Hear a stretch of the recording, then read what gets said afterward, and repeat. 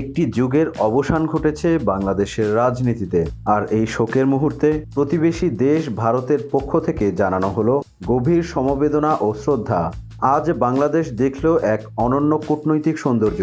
দীর্ঘদিনের রাজনৈতিক সম্পর্কের ঊর্ধ্বে উঠে মানবিকতা ও বন্ধুত্বের হাত বাড়িয়ে দিয়েছে ভারত। বিএনপি চেয়ারপারসন খালেদা জিয়ার প্রয়াণে শোক জানাতে বিশেষ সফরে ঢাকায় এসেছেন ভারতের পররাষ্ট্রমন্ত্রী ডক্টর এস জয়শঙ্কর।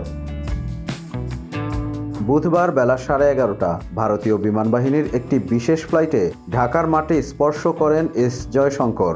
বিমান বাহিনীর বাসার ঘাঁটিতে তাকে উষ্ণ অভ্যর্থনা জানান পররাষ্ট্র মন্ত্রণালয়ের সচিব এম ফরহাদ হোসেন। এই সংক্ষিপ্ত কিন্তু অত্যন্ত তাৎপর্যপূর্ণ সফরের একমাত্র উদ্দেশ্য ছিল বাংলাদেশের এক প্রভাবশালী নেত্রীর প্রয়াণে ভারতের রাষ্ট্রীয় শোকবার্তা পৌঁছে দেওয়া। ভারতের এই পদক্ষেপ প্রমাণ করে প্রতিবেশী রাষ্ট্রের গণতান্ত্রিক ধারা এবং রাজনৈতিক নেতৃত্বের প্রতি তাদের গভীর শ্রদ্ধা বিদ্যমান।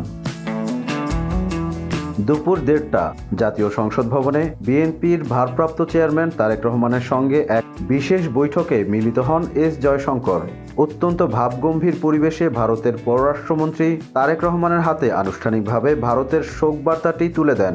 শোকবার্তায় বেগম খালেদা জিয়ার দীর্ঘ রাজনৈতিক জীবন এবং দেশের প্রতি তার অবদানের কথা শ্রদ্ধার সাথে স্মরণ করা হয়। ভারতের এই সম্মান প্রদর্শন কেবল একটি রাজনৈতিক দলের প্রতি নয়, বরং বাংলাদেশের জনগণের আবেগ ও ইতিহাসের প্রতি এক বড় ধরনের স্বীকৃতি। এদিকে মানিক মিয়া এভিনিউ থেকে শুরু করে সংসদ ভবন চত্বর আজ জনারণ্য। প্রিয় নেত্রীকে শেষ বিদায় জানাতে ঢল নামে মানুষের। জানাজা শেষে তাকে দাফন করা হয়েছে শেরেবাংলা নগরে তার স্বামী সাবেক রাষ্ট্রপতি জিয়াউর রহমানের কবরের পাশে। শোকের এই মেঘাচ্ছন্ন দিনে ভারতের পররাষ্ট্রমন্ত্রীর উপস্থিতি দুই দেশের সম্পর্কের এক নতুন মাত্রা যোগ করল।